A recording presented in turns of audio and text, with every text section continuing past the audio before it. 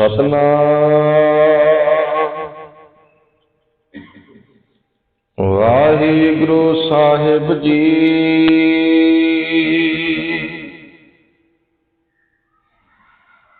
पहल पुरिये पुंडरक बना,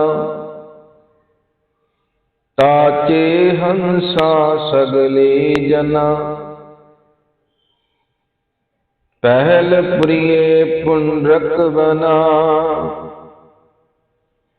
ताचे हंसा सगले जना। कृष्णा ते जानऊ हर, हर नाचंती नाचना। पहल पुरसा बेरा, अथोन पुरसाद मरा। असगा अस उसगा, हर का बागरा। नाचे पिंधी मैं सागरा। रहाओ नाचंती गोपी जना, नैया ती बैरे कना। तर्क नाचा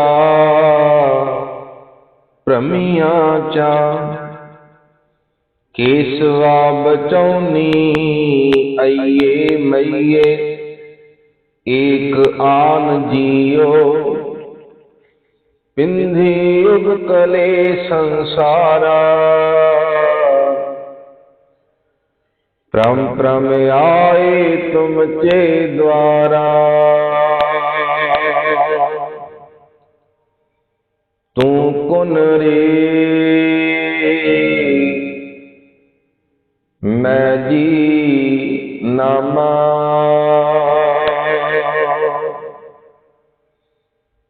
हो जी आला ते निवारणा जम कारणा। पिंधी उबकले संसारा, भ्रम भ्रम आए तुम चे द्वारा। तू कुन रे मैं जी नामा। हो जी आला ते निवारणा जम कारणा। वाहिगुरु जी का खालसा, वाहिगुरु जी की फतेह। जुगो जुग अटल शबर छत्र तख्त मालक सतगुरु गुरु ग्रंथ साहिब महाराज तिन्हां दी पावन पवित्र हजूरी अंदर आप सर्व साध संगत गुरु चरणां विच दिन दी पहले पहर दियां हाज़रियां भर रहे हो। अपार कृपा सतगुरु गुरु ग्रंथ साहिब महाराज जी दी, जिन्हां ने त्रुट के पावन पवित्र मुखवाक जो अज साडी झोली विच पाया, भगत नामदेव जी द्वारा उचारण किया होया धनासरी राग के अंदर पावन पवित्र अंग 693 ਅਤੇ 94 ਤੇ ਸੁਭਾਇਮਾਨ है। इस पावन पवित्र वचन के राही भगत नामदेव जी ने रब जी अगे तरला लिया ते नाल सिखाया सन कि जिवें अरजोई मैं कर रहा है तुसीं भी करो, परमात्मा सुने। क्योंकि संसार जदों नहीं सी उदों वो सी,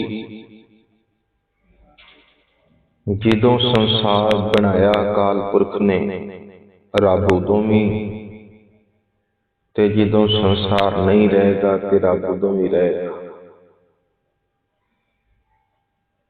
कहण तो भाव कि जो हमेशा संसार नूं रच के संसार दे विच रचिया मिचिया है,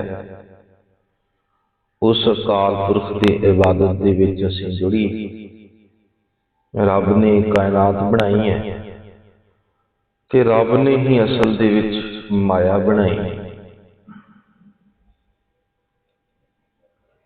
ते परमात्मा इस खेड नूं जिहड़ा है कह लो कि खेड रहा है। ते सानू जिहड़ा है सतगुरु जी ने समत बख्शी है। चंगा माड़ा अगे है, तुसीं की ग्रहण करना है, मालक ने वो दर्शाया है। पाप पुन अगे सानू समझ है कि अपने हिरदे विच लैके जाना है। सतगुरु जी ने मत दी है। सुआओ भगत नामदेव जी जिक्र करते हैं कि रब ने इस कायनात नूं किवें बनाया ते किवें आपां तरला लईए उहदे अगे, तां जो इन्हां जंजालां तों असीं उपर उठ के रब रब करदे हुए रब विच लिवलीन हो जाइए जी। अरमता तो पहला रसना करो पवित्र, अदब सहायता खोजी। वाहिगुरू जी का खालसा, वाहिगुरू जी की फतेह। पहल पुरीए पुनरत बना। सब तो पहला मानो भगत नामदेव जी कहन लगे, इस संसार कौल फुलां दा एक खेत सी। ताचे हंसा सगले जना, इस कौल फुलां दे विच जितने भी संसार दे जीव जंतु ने वो एक हंस की तरह। भाव कहण तो भगत जी कहन लगे, अकाल पुरख सुन समाधि दे विच टिकिया होया, हर पासे जिहड़ा है कोई आ माहौल नहीं सी। पंजवें पातशाह महाराज जी ने तो इत्थों तक भी बचन कह दिते, जब आकार एक कछ नाम तिष्ठेता, पाप पुन तब कहते होता, जब धारी अपन सुन समाद, तब बैर विरोध के संग कमात, जब इसका वरण चिन्ह न जापत, तै हर सो को किसे व्यापत। कहने लगे जो कुछ भी नहीं सी, फिर ना पाप सी ना पुण्य सी, ना कोई वर्ण सी ना कोई जात, कुछ भी नहीं सी। जदों ये आकार नहीं सी, केवल रब। इसे गल नूं अगे जाके मालक ने दृढ़ करवाया। सतगुरु जी कहन लगे, ये खेड नूं परमात्मा खेड जरूर दे, पर जिदन उन्हें इसनूं संकोचिया ना, इकट्ठा किया, उदन बाजीगर दी खेड वांगू कल्ले ही रह गए। पहला भी सी इको ही, अगां भी इको ही है। ते माया कह लो कि रची हुई, कुदरत रची हुई उस परमात्मा दी है। फिर क्यों ना भगत जी कहंदे उहदे अगे आपां तरला लईए कि इस जंजालां विच असीं फस चुके हां, किवें बाहर निकलीए। भगत जी कहन लगे, मानो कौल फुलां दा खेत, इहदे विच हंस जीव जंतु जिहड़े ने उन्हां दा वासा है। कृष्णा ते जानऊ हर, कृष्णा दा अर्थ है अपने वल आकर्षित करने वाली शै। भावार्थ विद्वाना ने किया है माया। परमात्मा ने जिहड़ा है एक कुदरत रची है, माया रची है। हर नाचंती नाचना, ते वेखो माया किवें नच रही, ये कायनात किवें जिहड़ा है नाच कर रही है रब दे हुक्म दे विच। पहल पुर साबेरा, पहला सब तो पहला अकाल पुरख परमात्मा। अथोन प्रसाद मेरा, अथोन का अर्थ है फिर माया, स्त्री मर्द। असगा अस उसगा, भगत जी कहन लगे फिर माया ते परमात्मा का मेल होया। भाव कुदरत ते रब का जो मिलाप होया। मिलाप कदों? जिसनों आपां इवें पढ़दे हां सतगुरु जी की बाणी अंदर कि कुदरत नूं साज के अकाल पुरख जिहड़ा है कर आसन जिथों चाओ, कुदरत दे विच ही बैठ गया, समा गया ते इहदे विच ही बैठा होया है। भगत जी कहन लगे असगा अस उसगा, भाव ते इहदा इह है कि माया या कुदरत जिहड़ी है ते परमात्मा दा जदों मिलाप होया है। हर का बागरा, बागरा दा अर्थ बाग। रब ने ये फिर सोहना कह लो कि बाग सरच दिता, बना दिता। ते हुण इस बाग दे विच नाचै पिंधी मैं सागरा, जिहड़े जीव जंतु पैदा किए माया दे अधीन हो के। भगत जी कहन लगे हुण इदां जंजालां विच पए होए ने जिवें खूह दीआं टिंडां नहीं हुंदियां, एक भरी एक खाली हो गई, एक भरी एक खाली हो गई। रब ने सिस्टम ही ऐसा बना दिता। संसार की पैदाइश खूहां दी टिंडां वर्गी बना दी। एक साइड जिहड़ी है वो भर के आ रही है, खूहां दी टिंडां वेखियां होणगीआं। खूह दे विचों पानी जिहड़ा है बाहर लेके आउणा, एक साइड भरी आ रही है ऊपर ते दूसरी साइड जिहड़ी खाली जा रही है ठान। भगत नामदेव जी कहते संसार ही बस इस गेड़ विच ही पिया होया है। भरी तो भाव पैदा हो रहे हैं, खाली तो भाव नाश हो रहे हैं। जन्म मरण का चक्कर जंजालां विच फस के पिया होया है। हर का बागरा नाचे पिंधी मैं सागरा, इदां नच रहे ने जीव जंतु इस माया दे अधीन हो के। सौखिया करदिआं मालिक जी कहंदे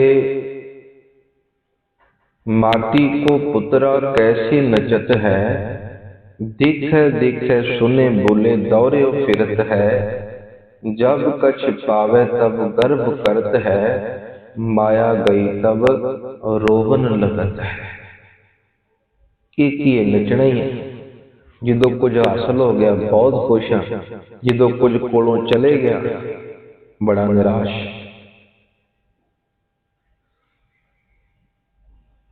निराशता अंदर आ जाती है, क्यों गया जी कि मेरा सी। इसे गल नूं धन गुरु अर्जन देव महाराज जी ने रोज सानू दृढ़ करवाना कीता है। सतगुरु जी कहंदे चेते रख अगणत शाह अपनी दे रास, रब बड़ा कुछ दे रहा ते निता प्रति दे रहा, रोज दे रहा।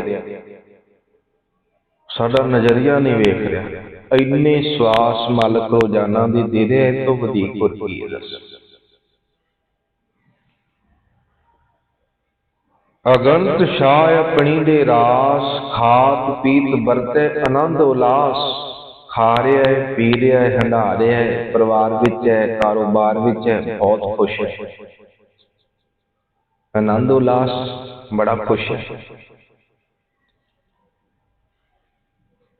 पर जिहड़ी दिती हुई रब वालों चीज है वो कभी भी लै सकदा।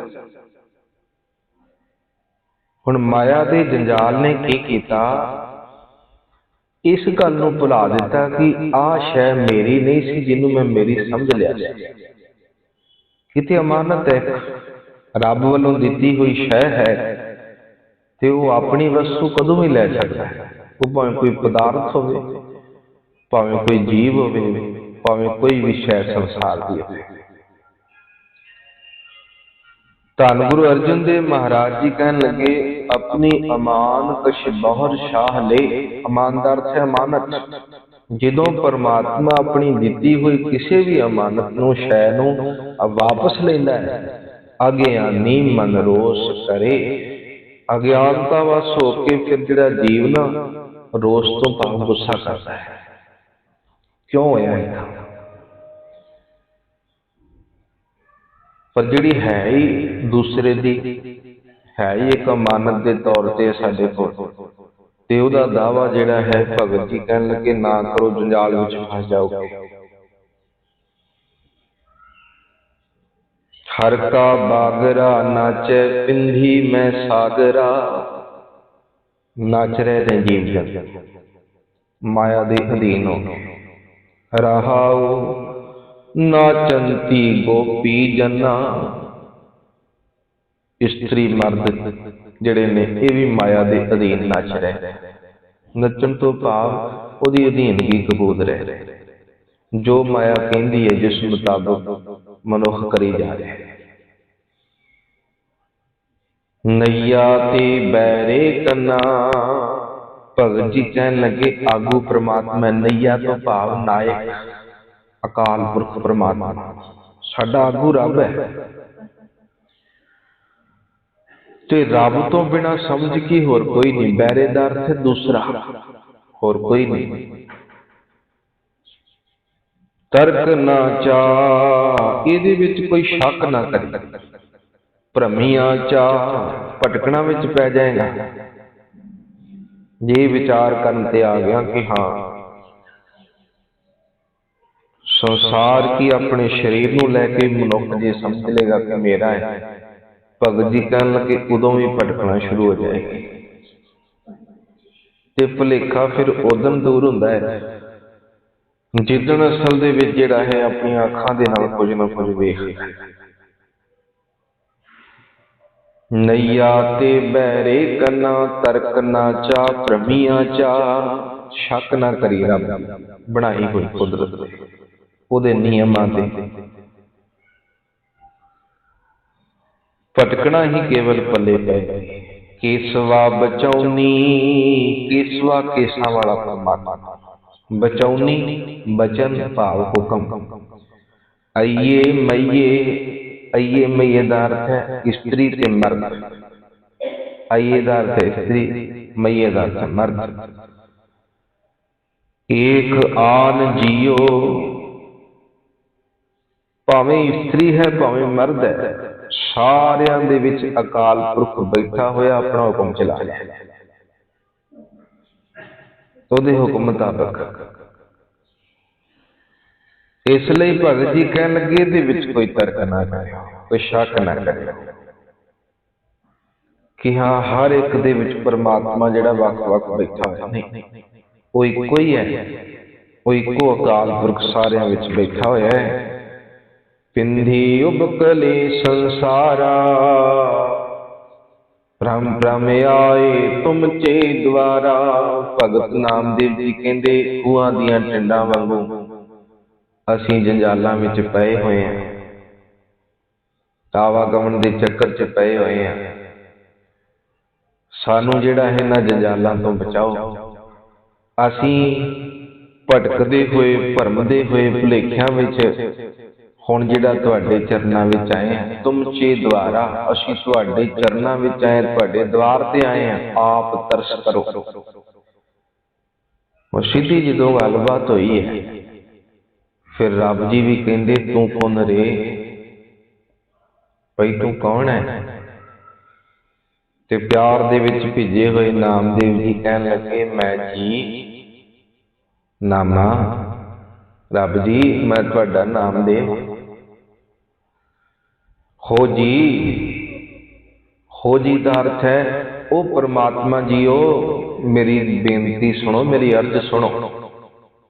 ਮੈਂ ਤੁਹਾਡੇ ਅੱਗੇ ਅਰਜ਼ੋਈ ਕਰਦਾ ਹਾਂ। ਆਲਾ ਤੇ ਨਿਵਾਰਣਾ। ਆਲਾ ਦਾ ਅਰਥ ਆਲੇ। ਆਲੇ ਤੋਂ ਭਾਵ ਘਰ।